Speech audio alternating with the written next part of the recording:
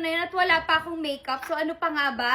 Mag-makeup na tayo. Unang-una sa lahat, kailangan muna natin mag-skin prep. Guys, sobrang cute kasi meron na ring toner pads ang Toriden. In fairness ha, ang sarap-sarap niya sa skin. Siyempre, after kong ibabad yan, we need extra moisture. And for sure, alam nyo na to, ito yung duo na sobrang favorite ko. Napakita ko na to sa inyo multiple times before. Siyempre, first, we need to go in with my Toriden Dive and Hyaluronic Serum. Hindi talaga kompletong makeup ko pag wala to. Actually, etong dalawa. Gusto ko kasi sa Toriden, clean and vegan siya. They even have recycled bottles. Siyempre, bukod sa sobrang hydrating, ang lightweight lang niya and ang bilis ma-absorb ng skin ko. Like, do I need to say more? Guys, ito na yung ebidensya. Sobrang ganda nito. Ito ang #1 hydrating serum sa Olive Young, sa Korea. Tapos pag sinamahan mo pa neto, guys, it's the end. This too is the ultimate duo. I mean, if bibilin mo yung serum, might as well isabay mo na yung moisturizer. You know why? Kasi after mo ilagay itong serum, this moisturizer will help you lock in those moisture sa skin mo. Like, guys, I'm letting the skin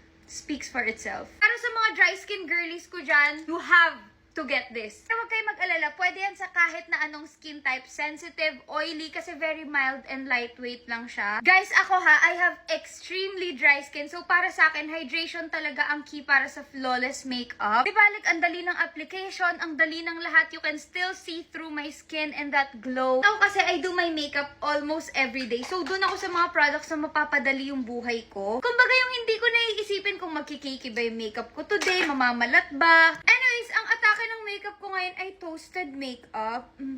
Hindi lang siya masyadong halata kasi maaraw. Yan, mas halata na yung makeup ko. Oh my gosh! Ang ganda ko. Atake! Anyways, guys, let me know once ma-try nyo tong dalawa na to. I promise, parang magiging skin ng baby ang mukha nyo. And sa wakas, here's the final look.